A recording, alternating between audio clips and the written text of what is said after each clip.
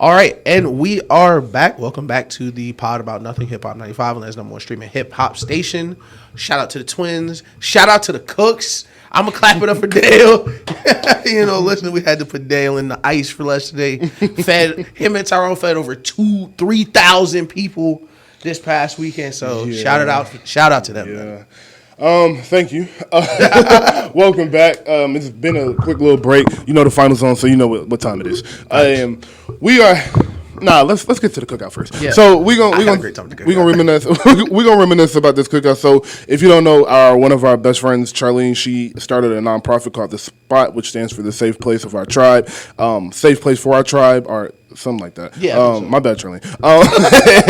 And so last year we threw a cookout, and it was a great cookout. It was about 400 people there. No, it was 700 RSVPs, and I think 500 people showed up. 400 to 500 people showed up. And we did good, but we was very unprepared. We didn't really know what went into it. This year we same people cooked, same thing, everything, but the issue was last year we started cooking at 12 o'clock. 12 o'clock, and we didn't know how much charcoal we would need. Me and Tyrone didn't really know how to grill for real, because that was like really one of my especially first times at that level. You're not really just regular. You're really like putting it down, picking it up. You don't know the speed you need to be with and moving to finish in a timely manner. So I don't think we actually got off the grill last year completely until about 7:40. And we started grilling at like 11:45, 12 o'clock. That's crazy. This year we prepped the food the night before. Mm-hmm. We prepped the food the night before, and then we got there. I cleaned out the grills early, and then I left, went and changed and everything. Mm-hmm. Tyrone came back. Tyrone got there a little after I did, and by the time I got there, he had the grill started. Mm-hmm. So I cleaned them out, put a little bit of charcoal in them. They filled the rest of them up and had all the grills starting. So we started cooking about 10:30. Mm-hmm. And we cooked the rest of the day. I think they said over 2,800 people showed up. Mm-hmm. 3,067 people RSVP, which is insane for a very. They don't even have 1,000 followers on Instagram. Yeah. So to have 3,000 people RSVP for and then they had a couple of TikToks go viral, a couple of Instagram videos go viral, and that shit blew up. But it was seriously one of the summer has just begun. Like, that was the first real thing. I was talking to one of Osmond's friends, and he was St. Lito, and he was like, I was like, this is really the first thing that happened this summer. Like, so that's crazy. Yeah. And there's been no moves for real this and summer. It was like, that might be the best shit that happened all summer. Oh, God. Like, nah, that was definitely the move. Like, I was telling niggas, like, leading up to it, like, the day before, I was telling niggas, yo, if you need something to be doing, this is it. Yeah, like, if you need to be outside, because I'm not a nigga that be outside a lot for sure, but I'm super glad I was able to come to that. I give y'all a different point of view as a nigga who just attended it, because I had to work. I work 7 to 3:30. Mm-hmm. So last 35 minutes of my shift, I'm taking a shower. Getting ready. 3:38, I hop in the car. It take forever to get there because you live in Atlanta. I got there, I think 4:30 maybe. Yeah. By the time I got there at 4:30, I had to park 0.8 miles away. I legit had to walk 2 miles there and back. Yo, listen, crazy. The walk back, hell. I bet it was, bro. No, absolutely hell. But man, I had such a great time. Yeah. It was so great to see a bunch of just good vibes, everybody chilling. There wasn't no beef. There was no arguments. There was nothing crazy. The security nigga spent the whole time dancing and shit. Like, it really wasn't even nothing to security. It felt like a long ass music video. Like, that's a great way. Every time I looked at my phone, an hour had just passed. Yeah. I was super thorough, so that may have something to do with it. But I had a great time. Your mom was there. Holy shit. I'm just remembering that. My mom pulled up right as you were leaving, I think. No, I talked to her. She was there for a minute. No, you didn't talk to my mom. She was not there at all. She got there at when it was dark. Who did I talk to? Maybe Charlene's. No, I do remember Charlene mom. Yeah. I don't know what's I could have sworn I said it was something. I swear to God, I saw your brother. No, you did not. Your brother wasn't there? Not while you were there. I thought they might have came earlier, but you left like right before they did. Damn. You might have saw them on the way out. Yeah, that might be what it is. Yeah, because you left when the sun was setting, didn't you? No, it was dark when I left. It was already dark when I left. Ish, I'm tripping. You saw them. Yeah. You saw them. Okay, you were there way later. You were there when we was listening to music, just sitting on the bench. Yeah, when you was just playing. Yeah. Okay, never mind. Yeah, definitely. Okay. Last part of this is reminiscent. I told you I didn't remember. The last part of the flashback, I'm gonna let y'all know. Dale's so fucking funny, bro. The DJ left. Dale started playing instant scare the whole music. I was having so much fun. Like, niggas started playing Mini Man. Like, niggas was playing nothing but bangers, bro. Like, I was like, bro, we get into this rap shit. Because he went crazy in the R&B. It was like soft, and then he would mix in like, you got to play certain Atlanta songs. He played E and all of that. He played all the dance music. Right. He didn't play Crank That, which I cannot believe did not happen. Listen. He played Pretty Boy Swag, but didn't play Crank That. Okay, all right. Let me, in a moment of clarity, so y'all know how drunk I was. So when I started dancing to Dougie, I would have cooked that Soulja Boy shit. I would have absolutely fried that Soulja Boy shit. Bro, everybody was dancing for the Dougie. I was like, the Soulja Boy, where is the Soulja Boy? I still know. I would have cooked. But yeah, it was a shout out to the spot, big time, bro. It was everybody. It was a all black cookout, so it was predominantly black businesses. I saw one white person, an Asian person, and another white person. I think that was it. And one of the white people was the helper, Bailey. Shout out to her. She is one of the most helpful. Oh, shout out Bailey. Yeah, that is Azalea's girlfriend. Shout out to Azalea, the co-founder of the spot. But yeah, having that many black people in one area, like just chilling and hanging out. It black was like businesses. I bought a couple things there. It was a lot of black businesses there. And then on top of that, the way the park was set up, it was like some people were just there having a picnic. They didn't even they never came and ate. They were just there to hang out, buy the cookout, hear the music. When I was it's so funny. I was walking so far, so I was actually like on the side of like the trail of the park, kind of. Okay. So I was walking with people. When I was walking up, people were just like doing the exercise. Like, what is that? Yeah, like, it was a cookout. Like, y'all should come. There was definitely a lot of like, what the hell? Because there's so many of them. Like, it was loud. The music was. Everybody was having a great time. And I. Being able to feed that many people for free, like nobody had to pay a dime for anything. I mean, of course, like the people putting it together did, but but guests didn't have to pay a dime for one thing. I think were the drinks free, or did they have to? Y'all had to pay for those. Pouches. So the pouches. So she actually sells those. Those are like adult. Yeah, she makes. That's like her thing. She has a whole Instagram where she has adult Capri Suns. That's fire. It was so fucking. Listen, it was so. Fucking I never got one because I was like, I was so tired and I was dehydrated. Yeah. Like I was like, if I drink too much, I'll kill myself. It was at least 4 shots in there. Like it was so. Good. I heard it was messing people up for real. Like I heard it was bad. We on the pod. Yeah, I heard it was. Like man, shout out to her. Yeah. Shout out to the beautiful women I was out there. Shout out to the women. Yeah. Again, shout out to the women of Atlanta. We love you. You are seen. For sure, meant the love of my life out there. More specifically, shout out to the black women of Atlanta. Yeah, that's a fact. You are heard. You are seen. We love you, and you. It's always a safe space for you. Y'all look like y'all look, man. That's all I'll say. And please follow, like, subscribe the spot, Instagram, TikTok. Yes.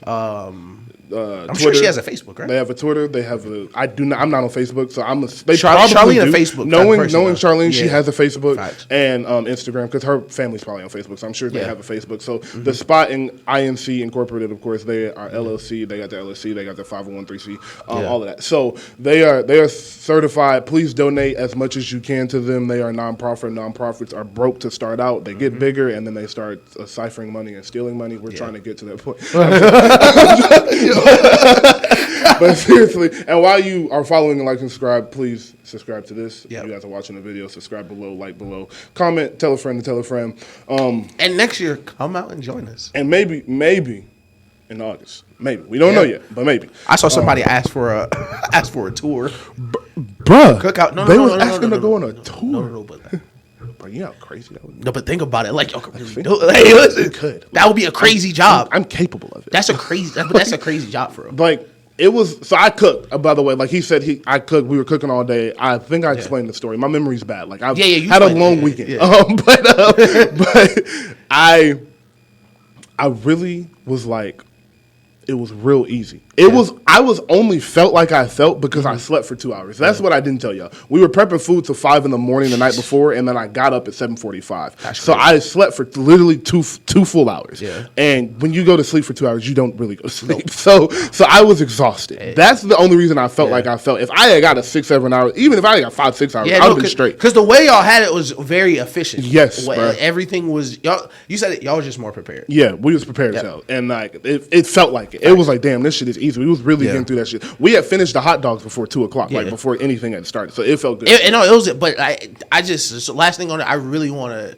share with them how beautiful the atmosphere really was. Bruh. When everything when y'all were still cooking, like, and it was like still a main cookout. You had people getting food, people was double dutching on the other side. Like, it was so much cool stuff. We had the spades going, then we switched to Uno. It was really whatever you think as for a black cookout, that's what it was. Bro, they had arts and crafts. People was chalk. They was doing it was kids there. Like, it was a family cookout. The music was not, but everything else was. But they had chalk. It was beautiful. It was truly a beautiful event. People had their blankets. They was vibing on this side. Bro, Harley was on a bike. Like, it was like Harley was just riding the bike through the cookout, bro. Like, cool, it was real fire, bro. And then it was right next to the zoo. So I think a couple families that weren't even like a part of the cookout just came over and was like, oh shit. Because that's how I parked like right over there. Kinda. Okay. Yeah. So. Again, shout out to the spot. Shout out to everybody that helped. I would name everybody, but it was seriously like 20 shout people involved. We ain't shout out to Ave. But yeah, shout out to Avery and Jay and China specifically because they helped a lot. Like more than anybody else did. Yeah, I was talking to it's when I ran into Ave at the movies the next day, and he was like, "Yeah, man." He's like, "I still got tents in my trunk." Bro, Ave really helped. Like, he was on the board of that shit. Like, Ave got out of work at 12 and drove up an hour to the Airbnb and came and just helped, and then went back home and came back at 10 o'clock the next 9 o'clock the next morning. Like, shout out to Brett for real. Great dude. And shout out to Nate and Akayla. And Nate and Akayla and the other Nate who goes by Coop. The light skinned one with the hair. His name. Oh is Nate. Okay. Zaza's boyfriend. Yeah. They were the other cooks. Yeah. So, all right. We could talk about the cookout for another hour. There's that many things to talk about. I want to cook out. I could talk about each individual specific woman. But so, and we swag surfed, of course. The NBA Finals are tied 1-1. Miami Heat, Denver Nuggets.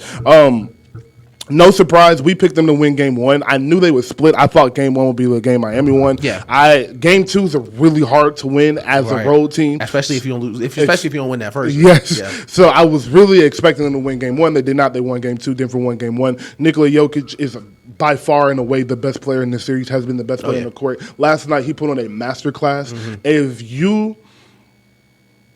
That was one of the first times I saw Nikola Jokic play, and I think like a casual NBA fan could understand how good he was. Oh yeah, it was like that type of game. Like, and he wasn't like the assists weren't tallying up like they usually were, but the way he was dominating offensively, that's usually what steps out, like pops out to a casual fan. Is like, oh, they're scoring a lot. That was a game where it was just like in bunches. He was just riling off shit, and like I think he went on like a 6-0 run by himself to end the third quarter. In the second quarter, something like that. He was cooking, man. But. Game 1, game 2, what have you seen, and are you still confident in your pick in Heat in 7? So I love the Heat in 7. I might be moving the line up a little bit to the Heat in 6 because game 1 was everything I thought I was going to see. The Heat shooters were just exhausted. Yes. Max Strus, Duncan Robinson, Gabe Vincent. They were. You could tell they were exhausted physically because all the shots they took were so wide open. Yeah. And they just didn't have any legs. So especially as the game progressed, they started missing worse and worse because they just didn't have it in them. Especially coming off of game 7. I understand they flew to Denver right after the game, but the looks we thought they were going to get involving Jokic in the dribble handoffs, having Bam at the free throw line, running the action there, has persisted throughout this series because they are seeing that, yes, he's going to drop back, but that space they create will always be there. So that's what I saw. Jimmy, I think it was 7 for 19. Shout out to Jimmy, 7 for 19 in the finals. Championship performance, nigga, get the W.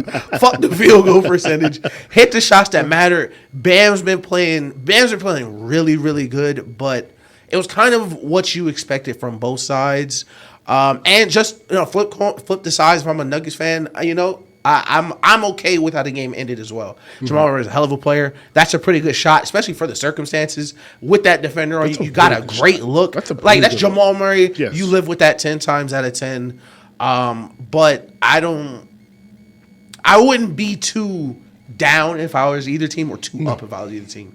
It's 1-1 for a reason because these teams, sorry to the niggas who thought the Nuggets were just going to sweep them and this was a boring series. They should have had Bron and KD and stuff. Like, no, this is going to be a really good series. Luka and Kyrie, everybody's the Lakers. Yo, just do the All-Star game one more time.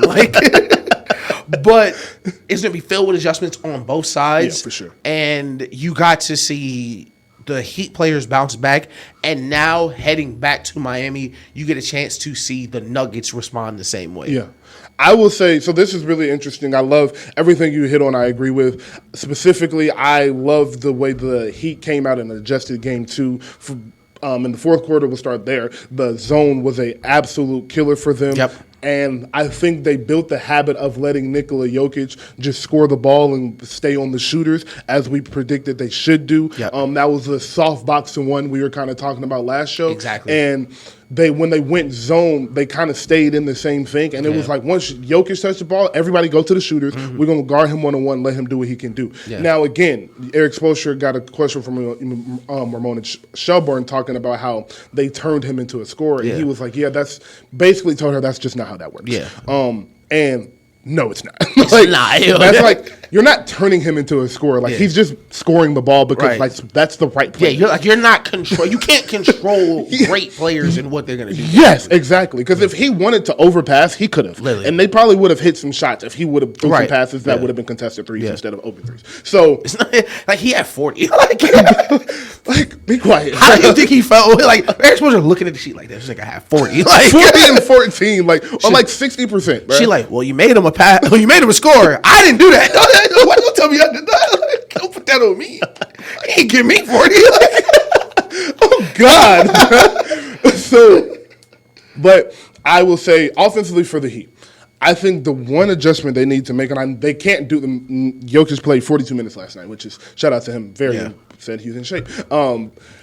But up and down too, fast up and down. Yes, pushing the pace. As we said, like he was trying to control the pace, and for the most of this series, he has. The Heat kind of started to control it third through the fourth quarter, and I'm gonna get to why in a second because it was something I've been harping on. Well, I wanted to harp on, I haven't, but. What they did with Jokic was put him in a lot of drop coverage, as we said they should. And the Heat are capable of doing that. They did that game 1, they just didn't hit the shots. Right. Game 2, they hit the shots, but one thing I think they need to adjust is put their best shooter in when Jokic is in, and that's Duncan Robinson. Duncan Robinson is by far and away their best shooter, and I understand he can't play too many minutes because of his defense, but he has become a better finisher around the rim. Right. That has been a consistent theme throughout the playoffs for him, and I would like to see him on the court with Jokic only because he is your best shooter, so if he's the one, if you're getting a lot of wide open threes, you want him taking them. Right. So I would switch their minutes with Caleb Martin because Caleb Martin has been proven to be able to score with anybody. Right. Like he was busting Giannis' ass. So it's like he was giving Giannis crazy work. So I would make that adjustment, and it's not like Duncan is trying to match 42 minutes. Right. It's just like the 15 minutes Duncan is going to play, have 12 of those on the court with Jokic, and I think that's a good adjustment. So this is why you're correct, but he won't have to play 42 because he's going to split it with Tyler Hero. Exactly. That's what I think is next. So that role he'll split with Tyler Hero, but I definitely would have. I definitely agree that, especially you saw start of the fourth quarter, how much Eric Spoelstra is really willing to lean on him scoring. I think he scored 10 straight to start the fourth. Yes. Like Duncan's game has improved year over year, which is great to see for sure. Yes. Especially the role he's kind of in, because a lot of shooters are just like, all right, I'm just going to be a shooter. And then 2 years later, it's like, damn, Robert Covington can't hit a shot. Like, and now he can't do anything else. And now he plays defense better than half the league. So exactly. Now Duncan Robinson is like, man, I can't just catch and shoot because people are going to run me off the line. People are going to force me to the rim. And he's not a little guy. No. He's not a little guy. He's 6'5", 6'6". So he's finishing around the rim really well. But I definitely like that. And I love the idea of the Heat. Like, man, we're just going to do it every play. We're just going to put you in the fucking handoff every play, every single play. And that's what the playoffs comes down to is like sometimes a team is better than you, but you have one thing that can beat them. Right. And you just got to run that shit every single time, no matter how boring it gets, no matter how, if one of your best players isn't getting the shots they should get, that sometimes you just got to run that play. A lot of things, something else they're doing is they're running I can't think of the actual technical basketball term for it, but they're running a pin down on the wings. Right. And when they're running that pin down on the wings, they're running it with 2 shooters, which is fucking genius. Yeah. And they're doing that because if you switch that, a great shooter is going to be able to come off that screen, off that switch, and hit that shot. They did it a couple times. One time, one of the 10 points Duncan Robinson had was off that curl because the time before they did it, and they switched, but they switched late. And Gabe Vincent got a wide open three off of it. The next time they tried to switch, but it was a bad switch. Like they did it really poorly, and so Duncan got a wide open layup off of it, and they're able to get the open layup off of it because the Nuggets aren't a big team. Nope. Jokic is their one big, he's their one rim protection, and Bam is at the 3-point line. He's making the pass at the top of the key. So I was listening to JJ Redick talk about it, and he said the rule in the NBA throughout the NBA is switch that every single time. So I think that's an adjustment that they'll make. That a lot of open shots they got last game, even if it wasn't a three, that will be taken away. But I don't think the dribble handoff from Jokic, there's nothing you can really do about it. You're just going to have to hope they miss. And another thing that the Heat are doing, and it drives me crazy to see another team run the Warriors actions, because I hate when the Warriors run the Warriors actions. But they're running a lot of semi-split post out the side, sometimes with Butler, sometimes with Bam. And you're seeing the Nuggets have the same problem switching, staying with cutters, staying with shooters that they did versus Golden State. You saw that a lot game 2. I think Max Strus walked into 4 threes. 2 in each corner, 1 on the wing, where it's just miscommunication. You know, the Spider-Man meme, you got him, and then the shot's up. Like, so I think, God knows, Michael Malone probably yelling at practice right now. Right now. Yeah, like he's screaming at them watching film. But to see if they can be disciplined with those actions while trying to be all engaged, because the Nuggets don't have anybody else to be engaged for everybody else, if that makes sense. Yeah. They don't have a backstop like AD or Draymond Draymond's the backstop, so the other 2 or 3 people on the court kind of can just do their job, and if somebody messes up, you know, he got you. Yeah. On the Nuggets, it's like, damn, that's just kind of it. Like, you know, there's nothing we could do. So looking forward to see that. I'm hopefully Jimmy Butler has it. I'm waiting for a great Jimmy game. Yeah, I watched our prediction because I posted it on TikTok a little late. My bad, I've been busy. But I posted it today, and I realized that I said Jimmy was going to average 33 in the series, and I was like, Jimmy, I need you to score some points. And I thought I really did think Jimmy was going to average around 29 to 33, but I think, which is the point I wanted to bring up when I brought up the pace, I think his ankle is really bothering him. Yeah. And I think, from what I've seen early in the playoffs, I think that's why you're not seeing the aggression. Because I was watching the game yesterday, and I was like, Jimmy, you need to be more aggressive. You need to be more aggressive. You need to be more aggressive. And then middle of third quarter for the rest of the game, he was very aggressive. Right. He constantly attacked, and it's not always that he's attacking to looking to score. It's that they just get really good shots when he puts pressure on the rim. He had 9 assists yesterday, and it's probably had 3 or 4 hockey assists. So that's 20, 30 points he created just off of having the ball in his hands along with the 21 points. That's my one issue with Jimmy. He took 19 shots, but I would like the shots to come more consistently. I would like you to take 6 shots per quarter. Like, I want you at 25 shots just about every game because you are the best player. Now, if you can't get off 25 shots, that's one thing. Like, you're not Kobe. You're not shooting over double teams every time. You're not Mike. You're not doing that. But I would like you to be at 24 to 26 shots every game just because you're the best player, and, like, they need to be living and dying by you. And I know last night you were able to coast because Gabe Vincent was shooting lights out. Bam, I want to give a shout out to Bam. Played amazing last night. 2 straight games. Bam, yes, 2 straight games. He has played amazing. This game, they won the game, and you really saw the impact he had on Jokic defensively. Yeah. Offensively, he was getting up and down the court. He was helping with controlling his pace, trying to slow the game down for Miami. Because one thing I will say, the reason the Nuggets went on that long run was because they sped the pace up, and Miami kept trying to run with them instead of realizing, like, they're home, they're making shots. Yeah. We're making shots too. Let's just slow the pace down so it's not as drastic when we come down, miss a shot, 17 seconds on the shot clock, and they hit another 3 after just shooting away. Especially because how the Nuggets play offense so well. But Jimmy just needs to be more aggressive, and if he can't because of his ankle, he can't be aggressive because he's still playing 40 minutes. Yeah, because he was amazing with Jamal Murray defensively. I think that's where you were going next. But I would just want to see him be more aggressive if that ankle is allowing him to be. Yeah, no, he's playing amazing. I 1,000% agree, especially because, like you said, the aggression, the way Jimmy will create his shots when he's aggressive is different than when he's not.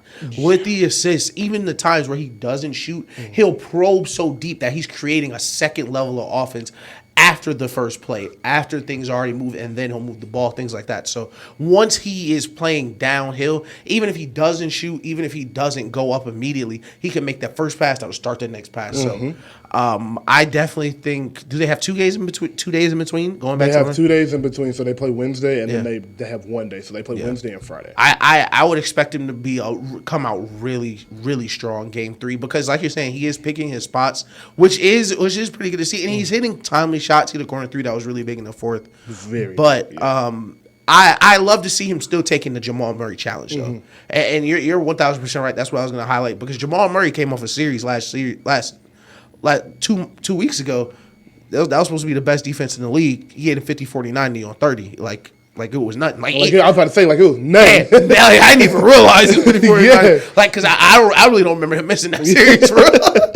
But to take that challenge for sure when you know. Because the thing is, Jimmy, we talked about this before the series, they both have to take that challenge knowing the other nigga really, like, I can't help you. Like, we both got to do this, but I got to do it on him. You got to do it on him, and we got to meet in the middle. But Bam, you usually can cover for me. You can't. You got to be on Jokic and vice versa. So I love to see both of them taking that challenge for real. Both great competitors.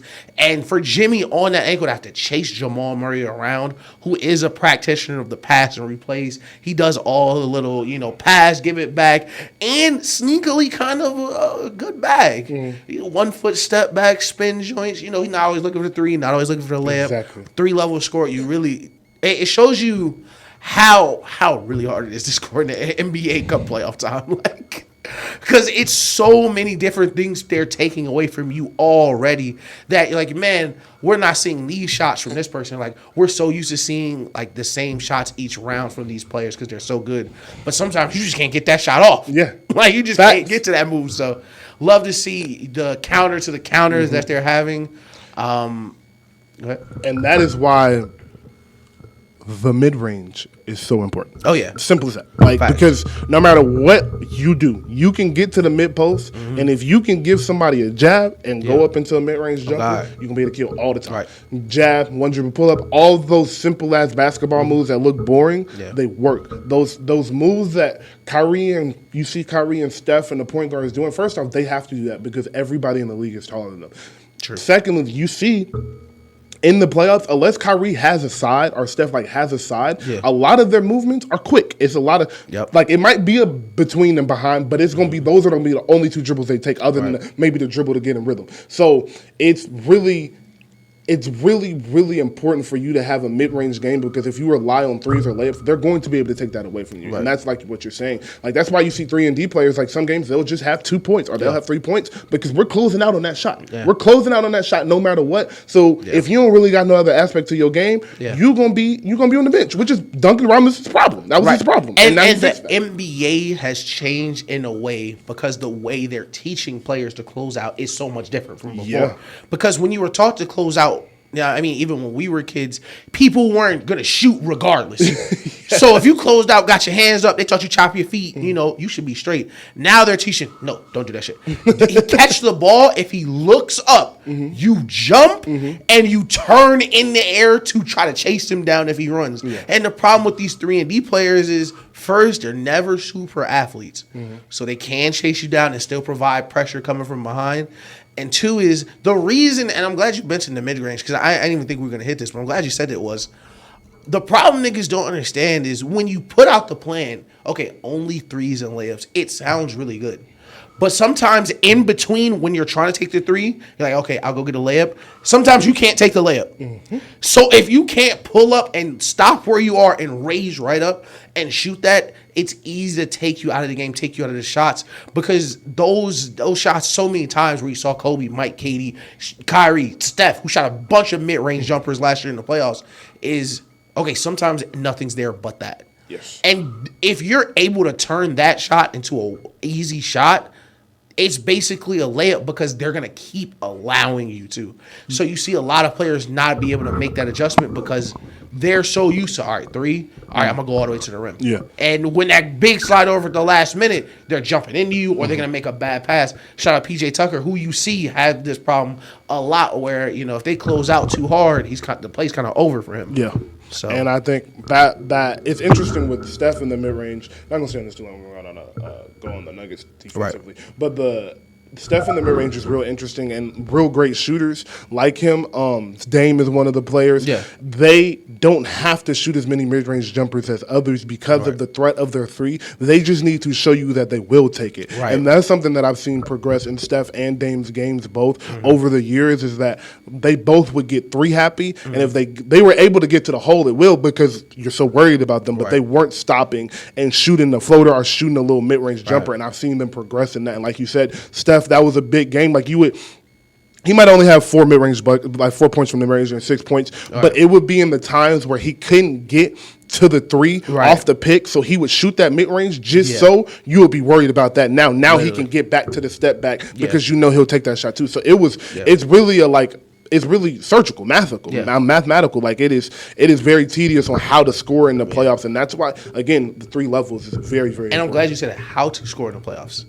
Because that'll transition us into this next one. We're talking about the Nuggets defense and Jimmy Butler and how he scores in the playoffs. A lot off these mid-range jumpers, a lot of these same shots.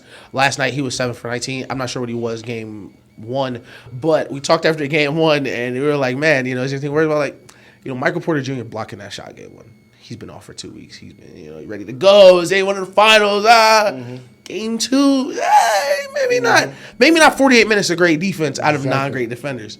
And exactly what we said was don't get old. No old game 1 overreactions. I don't know how many years they have to play 7-game series for y'all to realize that the first game does not decide it. I can't remember the last time I legit watched the game 1 and thought, oh yeah, this is over. When's the last time it really happened where we saw a game and was, oh yeah, they don't have any chance. Bro, other than the obvious lump side of the series, the competitive series, a finals game, a fucking finals game. A championship series, you're like, okay. Game 1s happen for a reason. You don't know what you're going into. A lot of players, this is their first time in these type of series. Coaches, their first time. So don't get too hung up on game 1 because exactly what we said could happen, should happen, did happen where, you got all that adrenaline game 1. I'm Michael Porter. I'm usually a one-way player. I'm a two-way player today. And, habits kick in, the player you've been for the last 6-7 months kick in, and then all of a sudden, I'm back to, I'm just Michael Porter Jr. And I'm not a defensive stopper. So what have you seen from Denver to try to counteract not only how Jimmy shoots off the dribble and how he manages his offensive scoring that way, but Kyle Lowry, Duncan Robinson, Gabe Vincent, Max Strus, what are you seeing differently for them that they weren't seeing last series? I kind of think they're in a problem that you see with great teams great players, superstar players. LeBron, with Steph, Kobe, it's one of those situations where the solution is for you to play better.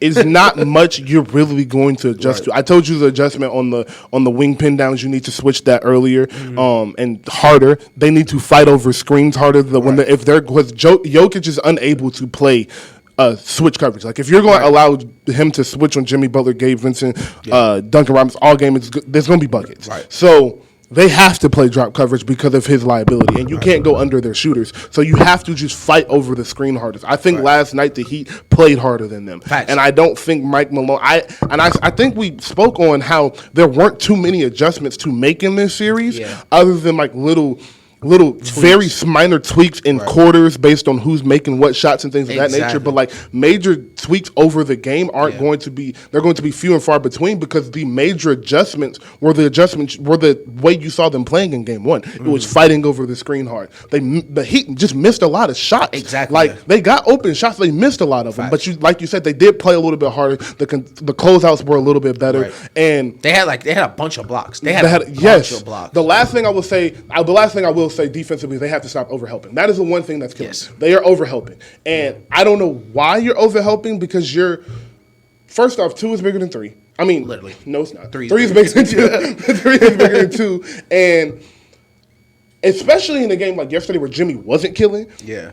And Gabe Vincent has 23 points. Max Strus comes out very hot, scores a quick 10 points. Facts. stop helping off the shooters. Like as we just said, like Gabe Vincent like is decent on the floor, but like you would rather have Gabe Vincent putting the ball on the floor trying to create something, right? Than you would have him taking a catch and shoot wide open 3. That's what you're seeing so much where they're catching the ball in the corner wide open. Yes, and once they're in the corner, caught the ball, you have failed as a defense. Yes, I do see you're still running the closeout. Good job, hey, good on you. Yes, but you already failed because helping one pass away is such a great point where he's struggling. Why? Like, don't give them easy answers. Don't give them easy outs. And you saw that so much in game 2 with the Nuggets. And the reason you saw it is because they got away with it game 1. Like you said, they were missing those shots. So it's harder for Mike Malone to come to the huddle like, yo, lock in. Yeah. Stop doing that. Y'all up 20, y'all won. Cool. They missing them shots. Game 2, them shots falling. 2 things on Jimmy, though, because you did ask me about that. Yeah. 1, stop letting him go baseline. I know that's easier said than done. I always say that. But a couple of times, they just gave him baseline. Yeah. One time, he did step out of bounds, so you did your job. They just didn't call it. But you got to stop letting him get baseline. He loves to get baseline. It's been a consistent theme for him throughout the playoffs. Right. He has been creating a lot of offensive possessions, kicking it back out to the corner, kicking it to the top of the key, or making a drop-off pass to Bam. Secondly, this is where I will cut the Nuggets some bail and Michael Malone some bail. Not that they need it for me, but but I will cut them some. Exactly. Who the fuck do you think you are? but I will cut them some bail at. Who did it last year? Last year when Al Horford and Grant Williams hit all them threes to win game 1. Shout out Derek White. Was it Derek White? It was Derek White and Al Horford. Yep. Last year when they hit all them threes to win game 1 against the Warriors, we was like, I know y'all happy, but like they're not doing that again. Yeah. Their thought process could be, we're gonna overhelp on Jimmy because him not being in rhythm is way more beneficial to us than Gabe Vincent having the game of his life. Right. Because we can you're playing the odds. Right. And we can say it's a way better chance. The odds are higher that Gabe Vincent goes back down to earth and is averaging 10 points a game versus 23 than we get letting Jimmy go off, play one-on-one on Christian Brown and Bruce Brown and KCP and Aaron Gordon, letting him play one-on-one and him catching a rhythm in game 2 and getting off. And now instead of 7 for 19 because you didn't help off the shooters, now he's 10 for 18 and now he got 30 and now he in rhythm. So maybe that's the way they're looking at it, and that would make sense to me also. No, that makes perfect sense because if you really play it out exactly, I thought that was going to be the next thing you said was, fuck, if he gets a rhythm, we got double him anyway. Because they're not gonna. I totally understand what you're saying. It's kind of the same thing as we talked about the Jokic, where they're not gonna stop. They're not gonna lead behind Gabe Vincent. Gabe Vincent not gonna take it. Okay, yeah. But if we're letting Jimmy do it, Jimmy can take them. Yes. Even if he stops scoring, even if he were to stop scoring, him having that rhythm is gonna bring them with them anyway. Especially how this team is built. So you're saying, hell of a player. I love Gabe Vincent. If anything, the only change I will make is, all right, let's not help off Duncan Robinson. That's what I do. All right, Duncan, cool. We won't help off you. We'll see if Gabe Vincent do it again. See if Max Strus do it again. But I 1,000% understand, like, man, we've seen Jimmy beat great teams. Yes. Like, Jimmy's like, you know what? I'm just going to keep scoring. Yes, and we've been seeing him doing it all playoffs. Yeah. So, and right now, he's not in a rhythm. So, I see Michael Malone at halftime, like, look, we're not going to give him anything. Yes. Anything easy. They're doing a great job not fouling him, going back to Miami.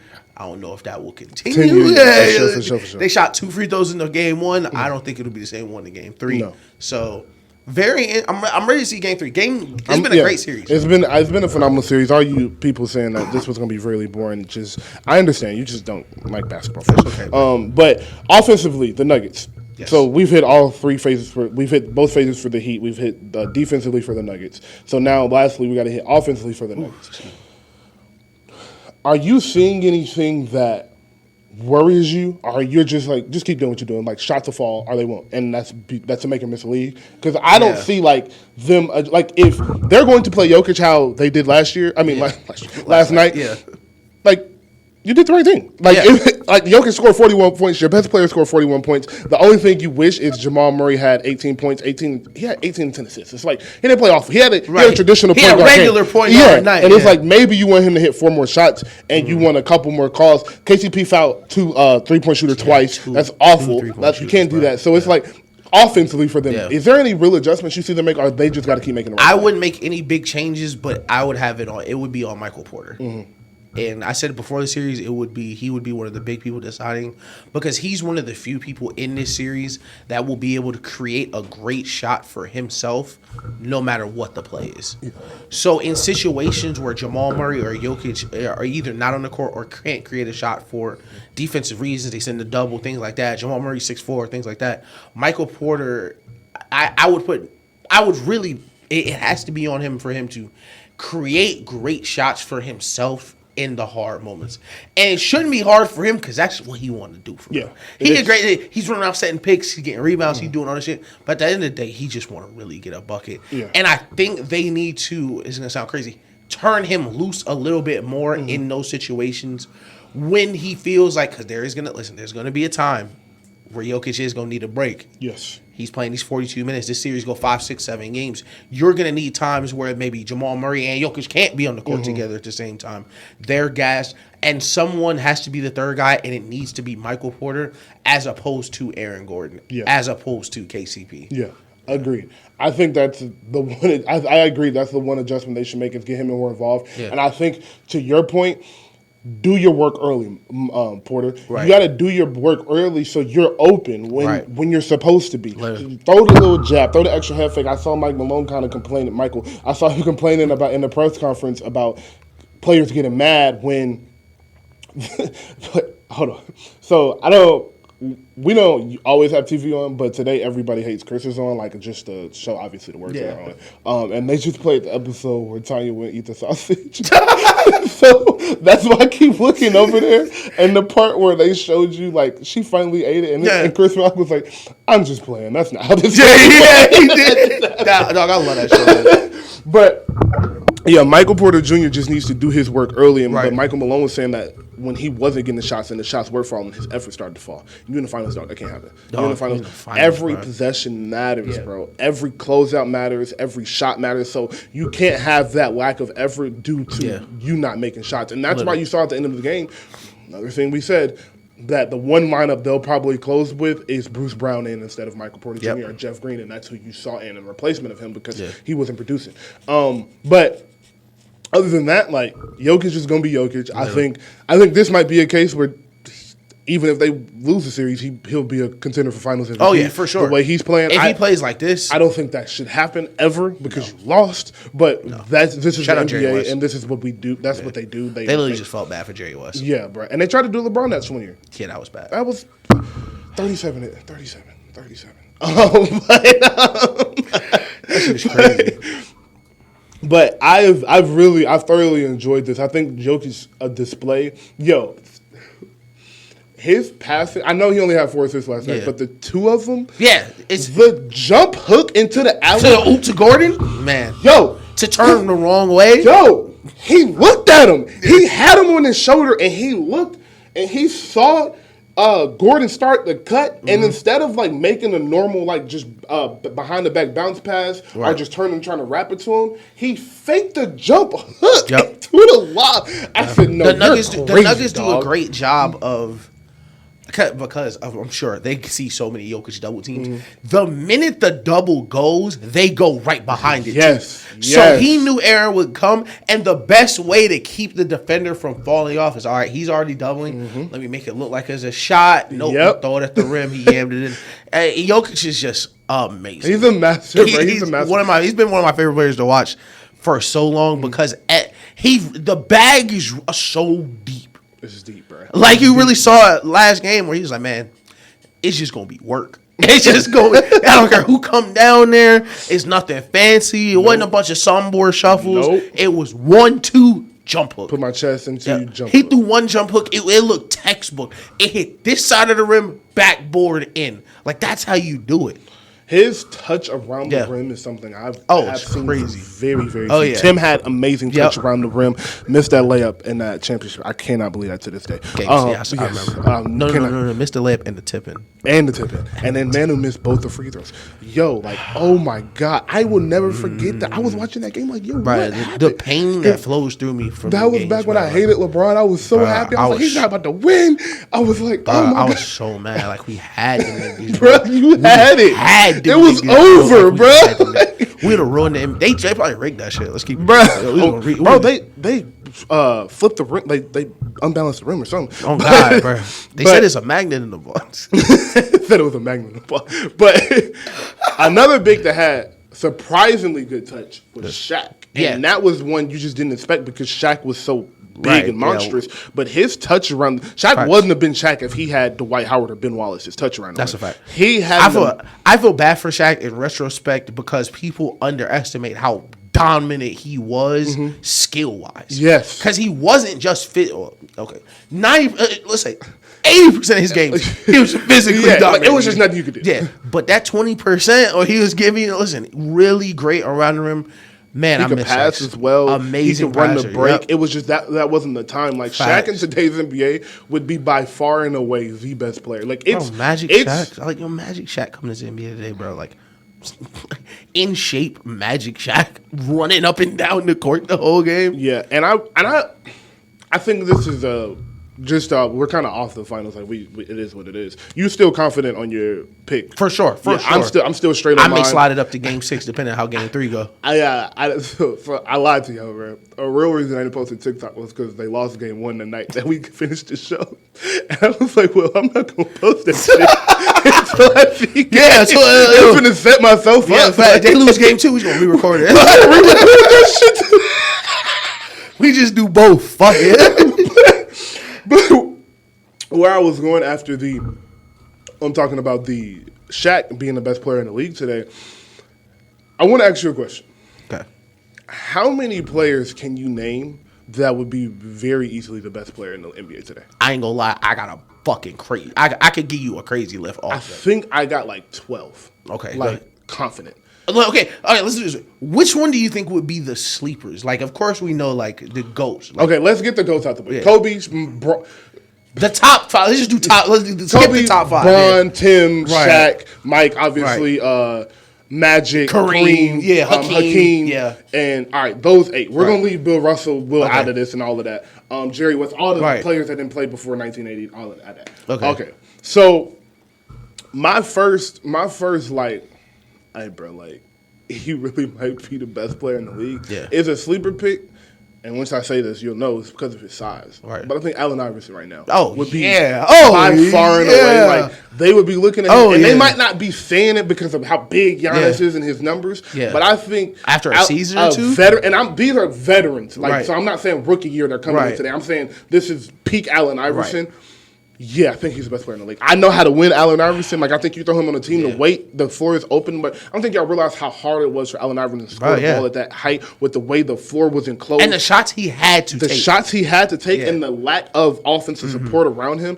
You get him with a normal – and these are – I'm assuming these players all have teams built to their skill set. That's what I'm saying. Yeah. So we're not about to throw Allen Iverson on the Hornets or whatever. Yeah. But, yeah, that would be my first pick. Who about you? Who? KG. Oh, that's a good one. KG off jump. KG would be the best defender in the league, and he'd be 25 a night, minimum. He might be 28 a night with the way the way the court is. And the thing is, it's so crazy how time really changes how your career goes. Because KG was like 6'11", 7 feet with shoes, and he was supposed to be too small. That was his problem. It was like, hey, KG not big enough. He'd be one of the biggest niggas in the league right now. Like, it would be terrifying to see KG on the court. And the thing is, especially in KG MVP years, I don't know if any of our views, because we do have a bunch of different views for a bunch of different places. So shout out to any of our Timberwolves fans that watched it. KG never had a guard that created for him. That's a great point. He had guards. He had Sam Cassell that was a scorer. I forget what the other one was when they were in. Rondo. He had Rondo. Rondo? Oh no. I mean like MVP KG. Oh, you mean the Minnesota? Yeah, when he was carrying okay, on offense, he never had a guard that catered to him. Absolutely. That's why when he got to Boston, it was so unfair, and that wasn't even prime KG. Yeah. So now for KG to be in the league, and I won't even put him with a point guard because it's a million great ones. So any top 15 point guard, Tyrese Halliburton, anybody, he would be game-breaking, game-changing offense. Put KG on Sacramento right now. Dog. he replaced Sabonis. Him and Sabonis to 4 and 5. Put KG on Cleveland instead of Mobley. Dog. Yo, man, KG a good one. Yeah. I think another one is Prime T-Mac. Oh God, yeah. I don't even know what you would do with bro. Like Prime T-Mac. See, T-Mac never really learned how to win. Yeah. T-Mac wasn't really the best defender. To be fair, he didn't have enough time too. He got hurt in his prime. He got hurt in the middle of his prime, so he never really had the time. But you put year 4, year 5 T-Mac in here and let him play injury free for 7-8 years. Yeah, man. Yeah, and people don't remember T-Mac hit like before Steph Curry. That's the funny thing. Before Steph Curry, it was T-Mac because T-Mac broke the record for unassisted threes in 04, where he would just pull up on niggas. And people, this is literally something you didn't do. But to have a shot like that at the arc it was, and then still be probably the best athlete on the court. Yeah, that's the thing about T-Mac is he would probably be the most athletic person, 29 nights out of the night, out of the year. I mean, you know what I'm saying? Out of the 29, 30 teams, like Ja may be a little bit more athletic than him. And maybe, but T-Mac 6'8". But T-Mac 6'8", 6'9", and he was big. Like T-Mac was big. So for mine, shout out Barry. I'm gonna say Isaiah Thomas. That's a good one. One of the best handles ever. Court more space. But he's not better than Steph. For sure not. But I think with way more space because before they started running the bad boys, they were 150, 160 point scoring a game. I think the way he could dribble would create so much space. We talked about the mid-range, one of the best mid-range shooters ever. And underrated, he'd probably be one of 2 or 3 two-way point guards in the league. Would be really like that on both ends. I think I don't think he'll be the best player in the league, but he would definitely be. He would be no lower than 5. Yeah, he would be Isaiah Thomas. Yes. And maybe in this age of Steph Curry, if you drop 28-year-old Isaiah Thomas, maybe he probably is better than 36-year-old Steph. I don't know. Steph is really good at basketball. Listen, we're going to play the hits. Come on now. 2016 Steph Curry. Come on now. Would be my best player. 2015 Steph Curry. Let me see. Anybody else? I got one more. David Robinson is one for me. Oh, yeah. That's another. Yeah. That's damn near kind of unfair with the freak he was. With the way people play now. But the way that's what I'm saying. Is like it's just the way I see basketball now. The dominant of these bigs that were magical back in the day. Because everybody was that big. Because he was shooting too. Yes. That's the thing. People forget how much he was able to. It's super smooth jumper, and he lived at the free throw line because he was just so much more physically dominant than people back then. And amazing shot blocker, amazing rim protector. This is an easy one. I'm sure people have been screaming this at the screen. Dirk, yes. Rookie Dirk. I mean, Dirk was average. Dirk got 20. I know it's 20. Dirk got 29,000 points. I was like, God damn. Yeah. Is Dirk better than Jokic? If you put prime Dirk in here, is he better than Jokic? Because that's the only person to compare him to. I'm taking him over Giannis. I'm taking him over Embiid. I'm taking him over Jokic. Maybe. Is he better than Jokic? Maybe. I think so, bro. Because I think something that you got to adjust is you got to think about is the way Dirk was playing. Like he was the first of that. Like and the thing was, Dirk got 29,000 points, and he wasn't shooting threes. He would be able to shoot 6-7 threes a night. No, but the thing is, this what niggas really don't like. I know it sounds weird to say this. He's shooting that one-legged joint from the 3-point line. Like, he shot it from the mid-range on the line. So if he's playing today, niggas are going to make him scoot back. So that one-leg jumper is a 3 now. That's a great point. I really think he would be, bro. Dirk, I think he was such a... He was a 38% for the career at 3. So that's going up. And that's even before taking... Like, because they didn't even... It was like, oh, yeah, Dirk can shoot, haha. Like, it wasn't like how niggas make you deal with it now.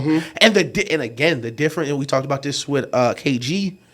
Dirk ain't really have a nigga like feeding him for real. Nope. He had J Kidd. They won a championship. That was late. Yo, he had early Steve Nash, but that was before Steve Nash was Steve Nash. Facts. So Dirk in the open space. He's a negative defender. It's the NBA in 2023. It's a bunch of negative defenders, but he would be probably the best post scorer in the league. And I don't like easily. Yes, great point. I don't like how they act like Dirk just had that one championship. But he was in the championship in 06. Like, he got his team to the finals. Bro, literally. He lost. Like, he lost. And them fouls was something. Them fouls was something. D-Wade got fouled more than the entire Mavericks organization that playoffs. I'm not going to say it. Listen, shout out D-Wade. Salute to D-Wade. My dog, for sure. Hey, it was some fishy shit. Oh, and that's another answer. It's D-Wade. Oh, yeah. Yeah, this space? Oh, because he's a point guard. D-Wade gets drafted today. He's a point guard. Yes. That's the crazy part. With this space? Yeah. Oh my God. He'd be a point guard. That's the crazy part. He would be for the young niggas who didn't get to watch D-Wade, they don't understand why people call that nigga Flash. He was really like that. He was really blurs. Would get up the court and like what? Like off the rebound, third dribble, he's at the cup. Gone. And like that was who did the speed dribble. They put the speed dribble in NBA Live because of him. Yo, I love D-Wade, bro. I love D-Wade. Yeah, that's another one. He would be disgusting. But I know it's one I'm missing. Dirk has never averaged over. He's the most he's ever shot 3-point attempts wise is 4.8 a game. So it's like that's going up to 6, 7, maybe 8. 4 threes a game is maybe 1 a quarter for real.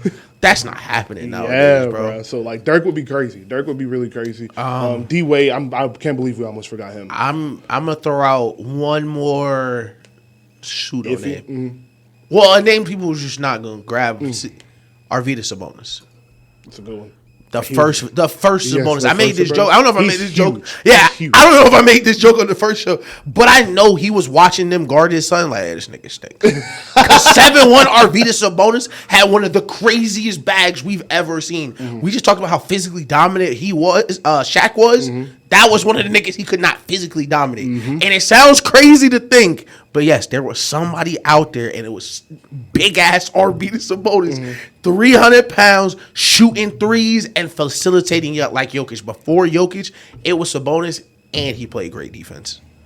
They talk international basketball wise. It's like a thing niggas say like, man, if Sabonis went earlier, he would have been way better because he didn't get to the NBA till he was like old, like super old. Oh, yeah, he didn't get to the NBA till he had played like a super long time in Europe. So he never was in the NBA during his prime. All those years was the back half because international basketball, like there was really no people coming over. Like Dirk was one of the first international basketball players that stayed, played their whole career. So I think if Sabonis were able to play his whole career, there's literally no telling. Yes. That's a great pick. Yeah. Another person I'll throw out, and this is more of a question, and I don't want to stay on this long. This was more of a joke. Like, how do you feel like Yao Ming would look in that? Nah, he'd be crazy. I'm one of them niggas. I love Yao Ming. Bro, Yao Ming was 7'6". Like, what would that look like? And he was really putting in work. And he could shoot. Yo, but he was running the break too with niggas. Like he was getting out there. He was good at basketball. He was very good. I will never forget. Like younger NBA fans really missed a lot of crazy shit. Because I remember watching Yao Ming and Shaq play the first time and seeing how surprised niggas was. Rebound came off. The camera cut and Yao Ming get into it running down. Shaq behind him chasing that nigga. Like, yo, I think the 7'6" center would be the fastest. Yo, Yao Ming had a crazy bag. Left shoulder, right shoulder. Midi, jump hook. His body just betrayed him, but he's 7'6". But he's a different 7'6". And I want to talk about this like Victor. Like, you know, Victor, I'm still, listen, fingers crossed, I think he'll be the best basketball player ever. But Yao Ming was a stout 7'6".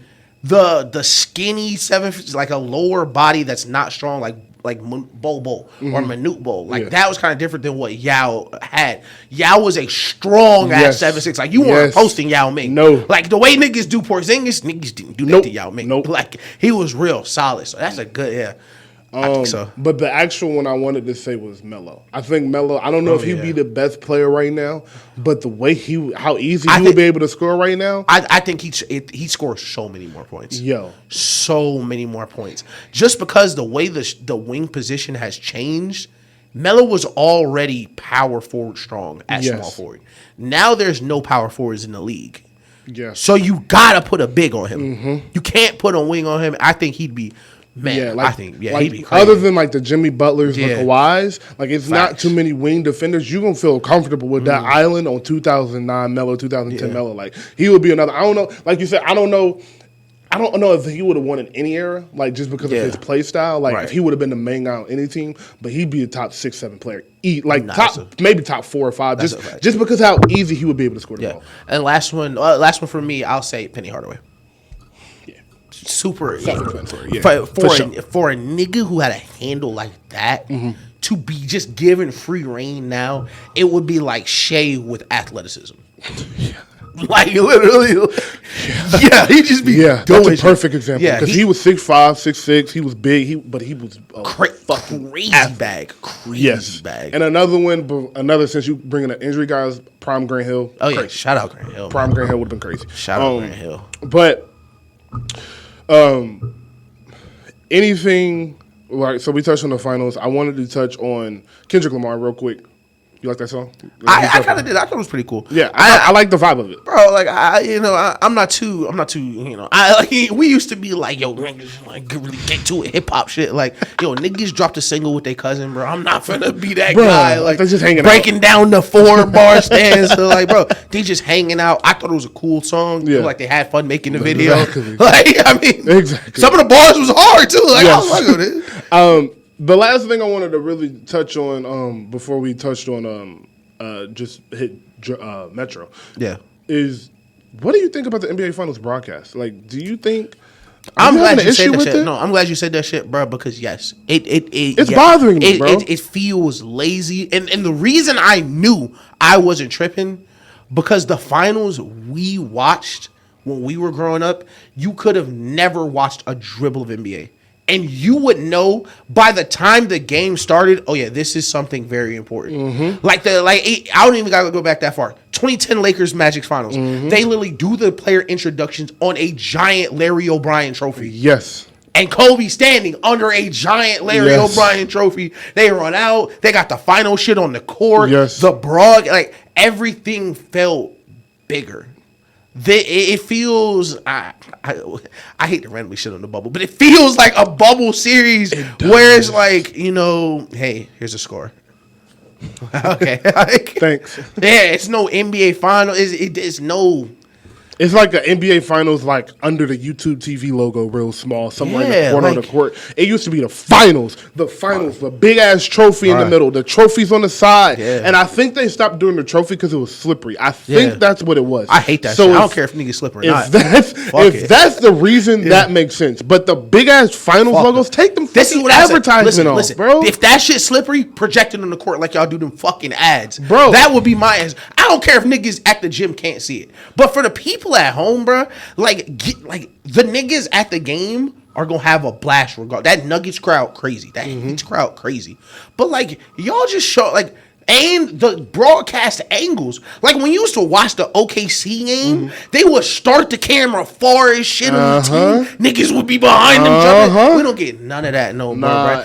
We used to get the player introductions. They used to show that. All that. It's crazy because niggas don't start on time and I don't get any player introductions. Bro. So what are y'all doing, bro? It's very, very, very frustrating. It feels lazy. And it feels like it. And unfortunately, I hate I had to ask this question, but it makes me feel like. Yes, don't say it, yeah. Like if LeBron was in the finals, would it look like this, bro? So you know what? Yes, like I gotta ask, like maybe they spent the last month making Bron shit. Maybe that's game 1 and game 2. Yo, game 3 they gonna come out with some crazy shit. Like game 1 and game 2 they just had AD shit, Bron shit. They had Celtic shit. Like, every round the Heat won, they just had to delete something. Like fuck. But dog, it's so frustrating, and to juxtapose it, the Super Bowl is the biggest shit in the world, and you feel it. Whether you like football or not. Like, you can never watch an NFL game, and you'll always know when it's Super Bowl Sunday. Yep. Niggas call out of work. You walk into the grocery store, it be Super Bowl, Coca-Cola packs and shit. You walk into Publix, they got a giant foam display. It's nothing like that for the NBA Finals. No. And it used to be. It literally used to be, bro. Yeah, it really did. And I don't know why they are taking... Because your brand is already... It's hard to keep up with because you play 82 fucking games. Right. And then a lot of the times, especially in these recent years with the way Steph and LeBron have been dominating, the best teams throughout the regular season don't even beat the teams with the niggas on. That's going to get to the finals. Like nobody So you don't even understand why why the NBA is set up the way it is, and the playoffs is a time for you to bring in the casual fans. You know how many fans probably have watched the Super Bowl and be like, "Oh, I'm watching football forever now." Like, dog, I was dead as one of them. Like, one of my first football games was a Super Bowl. Yes, like, and you can get that. You can get that in the NBA, but y'all gotta make this like an event. Yeah. And I don't understand why it is not. It's so frustrating. So, me and Dan, one of the first things we walked in, was like, "Man, what a great game! I had a great time." He's like, "Yeah, I enjoy watching it because we love basketball." So all the extra shit is not gonna change stuff for us. Yeah. But for for my parents that's watching, for people who are just watching it because of the NBA Finals, it 1000% feels lazy. Yeah. And it's confusing why. And I think this, and you share this sentiment with me. Like, when I was a kid, I thought, man, once we get this shit going, like technology wise, ain't no telling what we could do. Why is all this shit worse? Because I know, listen, NBA makes so much more money than it used to. Where does it go? Where is it going? Like, if you're not putting it back into the presentation, what is it? And you know what? To cut NBA some slack, it may not be them. Because if this bitch was on TNT, ain't no telling for real. But y'all put it in their hands. You did. And we used to watch the finals on ABC a lot. Yes. It's not like the finals just got there. Yes. So the Kobe finals was on ABC. Bro, the Magic Kobe, the Celtics, the early early Bron. You remember NBA commercials? What happened to NBA commercials? What happened to there can only be one?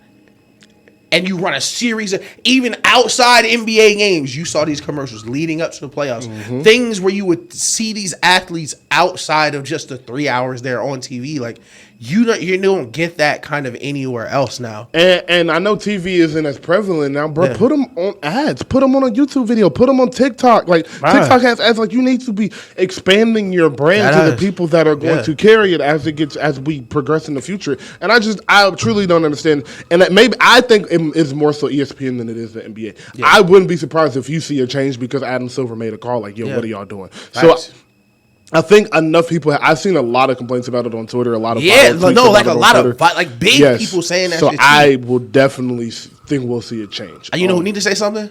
Michael Malone. Oh God, Michael Malone need to go home like, I watched the game. Bro, I watched the game, and last year they had the finals logo on ESPN, the series, and we don't get none of that. No, if you were to go to last year's finals, it was way better than that. And even last year, it was kind of spotchy. Yeah. It was just like, it's the Warriors and the Celtics are historic and everything. Exactly, But now it's just like, hey, the Nuggets and the Heat are gonna play next on ABC. Thanks. Yeah. Hope you're here. Yeah. Thanks for watching. Okay.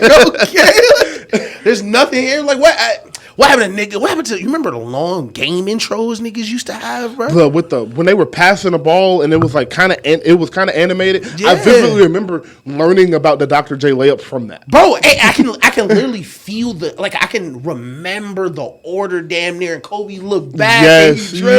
They had Manu waving the hand, and I remember this is crazy. I'm gonna date myself. As a kid, I remember being a Spurs fan, excited when my team competes so that they can add them to that. Yep. I wanted to see my new players on that shit because that is like little stuff like that. Because I remember when they added Kobe's 09 championship to it. Yes. And they added the one I vividly remember was the Magic one where he was pumping his fist when he had the championship, and they showed Mike with the jump and the shot. Like, it's just like, what is it, bro? Like, where is the enthusiasm about this shit? I just don't get it, bro. But it's probably because Malika Andrews ain't watched the Nuggets this year. Probably, bro. So nobody has. They don't got no Jokic graphics. No, bro. I knew niggas was. I was watching the game. I looked over. I think I was putting some food away. I closed the lid. I came back. They had a Serbian nigga doing the highlights. I say, oh yeah, y'all had ideas. I said, oh yeah, y'all don't know what y'all doing. Yo, niggas in that room just spitballing shit. Boom. They say, yo, you speak Serbian? Yo, come on. The issue is that like people always think change is needed. Sometimes change is not needed, and sometimes it's okay to admit, and maybe we changed too much, and we can just go back to what we were doing. And it's simple. It's crazy because people love nostalgia. They love it. People love nostalgia, bro. Like, go be nostalgic for a series. Like, put an old NBA Finals logo, get a nice patch, and somebody. Billions of dollars are spent on these teams in these courts. Y'all be paying it. I've been watching a Phoenix game. Niggas be wearing teal and pink. Figure out a way to put that fucking trophy in the court, bro. The Hawks just changed their courts based on uniform, bro. y'all telling me y'all can't put a trophy? Yo, all the shit niggas, yo. Shut. Bruh, did Braun say it was slippery? Somebody had some real nigga had to make a call, bro. Kobe or KG or somebody said that shit was slippery. Unless D Rose blew his knee on the trophy logo, I don't care, bro. I ain't never seen nobody get hurt on that motherfucker. Like, yo, if you slip at mid court, get up. Yo, get up, nigga. The trophy used to be in 2K too. You used to be able to simulate the playoffs and just go play the finals, bro. Man. All right, man, we dating ourselves. But lastly, Metro. Crazy. You can't even put the trophy on 2K no more. You can't even manually do it. They took something like it's like they removed it out of my universe. Like that shit hurts. Like. Lastly, speaking of universes, Metro Boomin did the album for the Spider-Verse, Into the Spider-Verse. I wanted to ask you, is he in the movie? Yes, that is him with the white guy, with the white suit. Mm-hmm. I thought that he said that shit. I was like. That's that fucking Metro. Yeah, that was Metro. So he did the soundtrack to that, and we won't spoil the movie because it just came out this weekend. The best movie ever. But I will say it is. No, I'm not exaggerating. One of probably the 5 best movies I've ever seen in my entire life. It's the best movie I've seen since Endgame. Easily. And once you're able to put this part and. Oh well, once you're able to put and the first part that's already came out, together, you'll understand what I'm saying. But great. But that was not what we're talking about. Yeah. Metro, how did you feel in the movie listening to the soundtrack, and then after you just kind of listened to it by yourself? So I listened to the album first. I like the album. I like the different songs, vibes on the album. It was definitely more soundtrack than album. Yes. Which, of course, is fine. I love the Wayne feature. I think, both Offset features. Both Sway Lee features. I thought they was really great. Love to see Sway Lee come back. Sunflower is one of my favorite songs. 18 times platinum. Most platinum ever, I think, which is nuts. Shout out to him. But in the movie, I thought it sounded so much better. Oh, my God. It sounded... In the movie, it sounded amazing. Dog, it sounded fucking fantastic in the movie. Silk and Cologne. Oh, I love that song so much. But you hear it in like you hear it where you should hear it. Moments are punctuated with the soundtrack as opposed to like, sometimes you'd be like, oh yeah, this guy did the soundtrack and then the credits start and the music plays. Like, no. And the music is actually sprinkled throughout the movie in moments where you can see that they're using music to kind of add to the story. So I love the soundtrack for sure, especially in context of when you hear them. Yeah, I piggyback off of you. I love the soundtrack. It is definitely more soundtrack than movie, but hey, you're making a movie sound. I mean, it's more soundtrack than album, but you're making a movie soundtrack, so I'm expecting that. It's very hard to blend. Black Panther is the only one that I've seen able to really do it. Metro did what he could. It's a couple of those songs that sound just like songs. The James Blake song, the solo song is just a song. Yeah. The James Blake song with A$AP Rocky is just a song. I think if Wayne changes his subject matter on Annihilate, it's just a song. He was obviously somebody thought of a Spider-Man movie. And he was like, "Fuck it." It was like thought of every Spider-Man. I was listening to it. I was like, "That's hard." I think, if Wayne want to make 30 Spider punchlines, who am I to tell that? Exactly. That's just such hard to do. Exactly. Have fun. I was listening to it like, damn, this nigga still doing Spider shit. He went Spider for 30 seconds, but other than that, I don't have any problems with it, but. As usual, we will speak on the beats.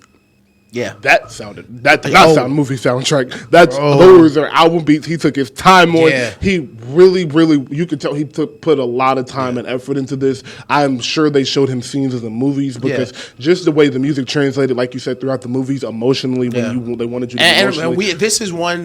We're not spoiler guys. We don't spoil anything, but there were certainly moments where you could feel it, kind of like ripping through, like getting higher in certain moments. It was really great. Yeah. The beat from the Wayne joint is crazy. The hook and the beat from that are some of my favorites on the album. But Sway Lee sounds amazing throughout he's in the movie a lot. He sounds amazing. The time, I'm not going to say when they play the James Blake song, but they play a James Blake song. And that was the first one I was like, oh my God, Metro. Like, what? This is nuts. That's nuts. Yeah. So it was definitely a movie to see. It's a soundtrack to listen to. Shout out to Metro. Shout out to everybody that participated in the Spider-Verse movie. Shamik Moore, most importantly, he is Miles Morales. Shout out Donald Glover. Shout out to the Donald Glover creating Miles Morales. Shout out to the animation team. Yeah. Because oh my God. Did you hear about the like how sick the animation was? Mm-mm. Like it took 3 years to do Hobie. That's crazy. It legit took 3 years. Let's end the show and then we'll talk.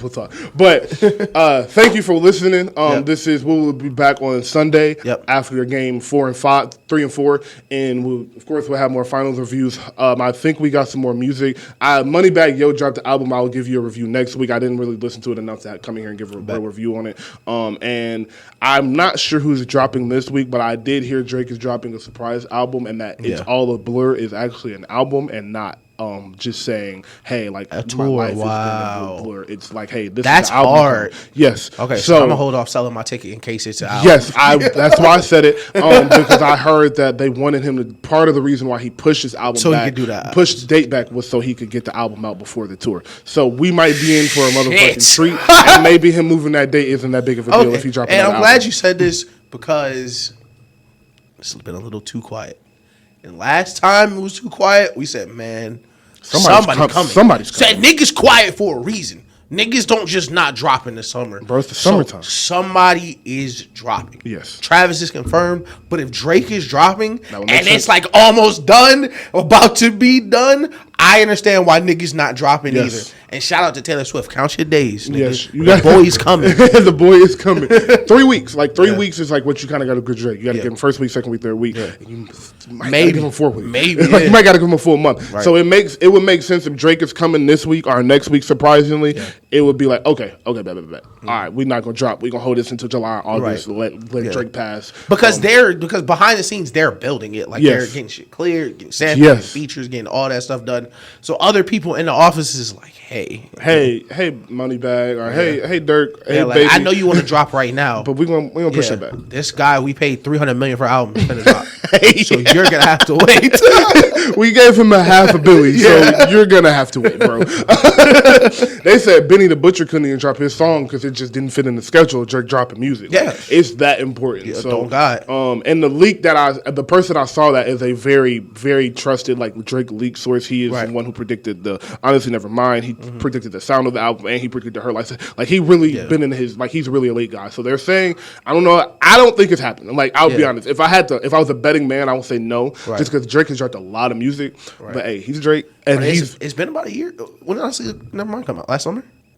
Her Loss came out after that though. I mean for like him, like album wise. Oh, you're saying a solo? Yeah, because he do like a year. Yeah, he might be coming. He really might. I don't think anybody else is. I think Nicki is coming. Yeah. Sometime this year. I also saw, like we were supposed to, but I also saw that Nicki asked like, should I go on tour and then me, Wayne, and Drake go on tour together? And so I'm thinking, we're gonna get an album from all three of them. And he's gonna drop June. Nicki's gonna drop late July. Wayne will drop August. August, September, and we get the We Are Young. And then we get the Young Money tour next year or the year after that. I could genuinely see that happening. Yeah, that would make sense. That would make a lot of sense. And it might not be a 20-date tour. It might be we're gonna go to Miami, LA. LA twice, New Orleans, Atlanta, Canada, and New York, and we're gonna be in Vegas, and we're done. And for real, last day before we close out, Cardi and Lotto, amazing. Yeah, listen, nothing to say. Nothing to say. I don't got nothing to say. Shout out to Offset. God, I love bad bitches, yes, bro. I love women. I love you guys. Offset living the life. Yeah. Cardi still rapping. We've been huge. We are such huge Cardi B fans. From day one. I love Cardi B. Shout out Lotto. Yeah. Really blowing this. This might be the one to get you out of here. She's coming. She's cooking, bro. Yeah. She can rap. Shout out Atlanta always wins. Clayco. Atlanta always wins. Yep. Shout out to Clayco. All right. So this is like, subscribe, comment. Thank you for listening. We will be back with you guys on Sunday. It does not matter again because there's no telling when you're going to listen to this. Sorry I said that. But I am Rock. This is Ish. You are the twins. Yep. And we thank you for joining us. And again, follow, subscribe us and The Spot. And y'all have a great weekend. And that was episode 36, the Marcus Smart episode. Oh, we didn't say the episode time. Yeah, 36. Thank you. Episode 36, Marcus Smart, Shaq, Jerome Betters. That was the three I had. Brian Westbrook is crazy one I had to add. And I think Shaq is a good one. I forgot Shaq was 36 for a little bit. Yeah, on Boston. I don't think I have anybody else. Yep, that's it. Yep. Brian Westbrook is only 36. I really know. The game that moves as we play.